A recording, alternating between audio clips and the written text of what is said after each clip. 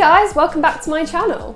If you're a new viewer, then hey, I'm Eisha and I love making videos on cricketers and footballers who I admire. Now make sure you subscribe to stay involved. So the David Ginola video went down really well and it felt natural to make my next football video on Les Ferdinand.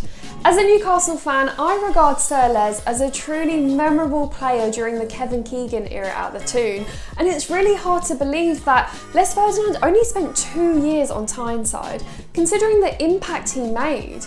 And he really did have a special connection with us Newcastle fans, with his commitment and his love for the club. For those of you who don't know, Les Ferdinand, he's a British footballer from London. He's earned 17 caps for England, and he's a Premier League hero. He's actually the 8th highest scorer in the league with 149 goals. So in this video, I'm going to talk about why Sir Les's time at Newcastle was so special to us fans in the mid-90s.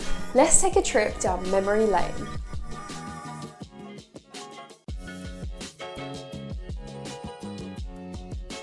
Les Ferdinand arrived at an incredibly exciting time for the club. The 94-95 Premier League season saw the Magpies finish in 6th place.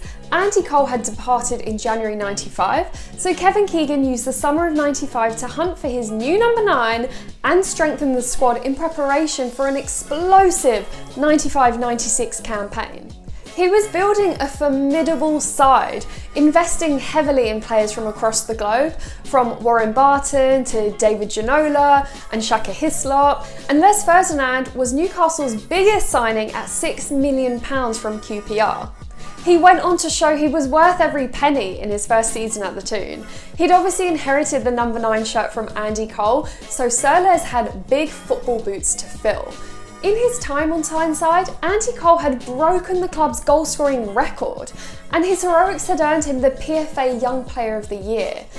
Well, Sir Les took the number 9 role like a duck to water.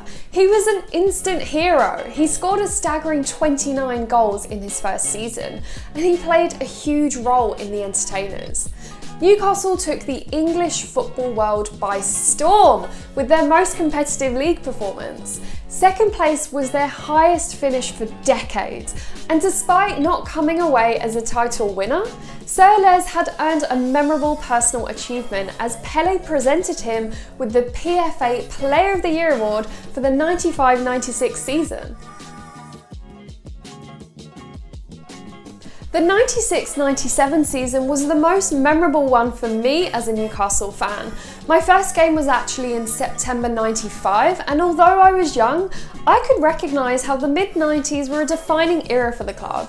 I saw what it meant to lifelong Newcastle fans, like my dad for example, and the love and respect we had for Kevin Keegan, how he'd gone on to transform the team from Division 1 relegation candidates to Premier League title contenders in just 4 years. In '96, the record-breaking signing of local hero Alan Shearer couldn't have come at a better time. The entertainers had just got painfully close to clenching the league title, just to have Man United come out on top with a 4-point difference. Kevin Keegan had anticipated that Alan Shearer-Les Ferdinand partnership could work for the Magpies. What a dream duo they were. They scored 49 goals between them in the 96-97 season, which is pretty remarkable considering Alan missed 3 months due to injury and Les Ferdinand had missed 2 as well. Over the years, Sir Les has undoubtedly formed a number of solid strike partnerships, but even non-Newcastle fans can recognise the Shearer-Ferdinand duo really was something special. Sir Les told the Beautiful Game podcast, "I wasn't saying it clicked straight away. We had to learn about each other, and we did.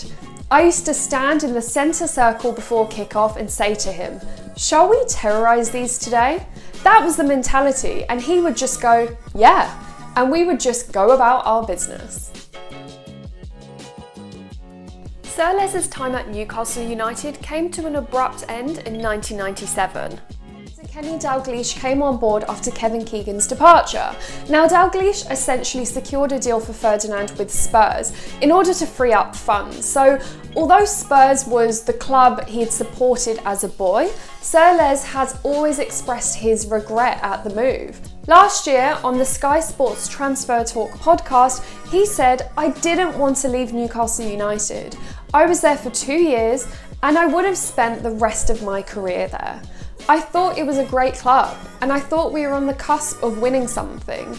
People go through their careers and say they don't have regrets, but from a football perspective, that was probably the worst decision I made.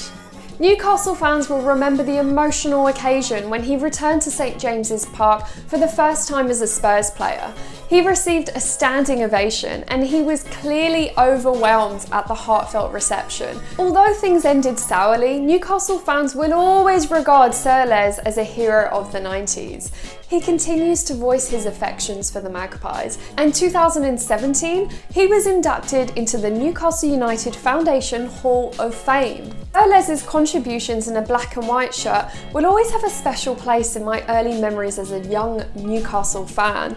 Newcastle fans, what are your favourite memories of Sir Les? Comment below.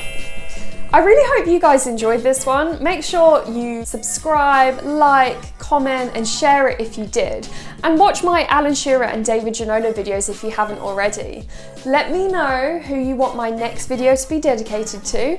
And I guess I'll see you guys soon. Thank you so much for watching. Bye for now.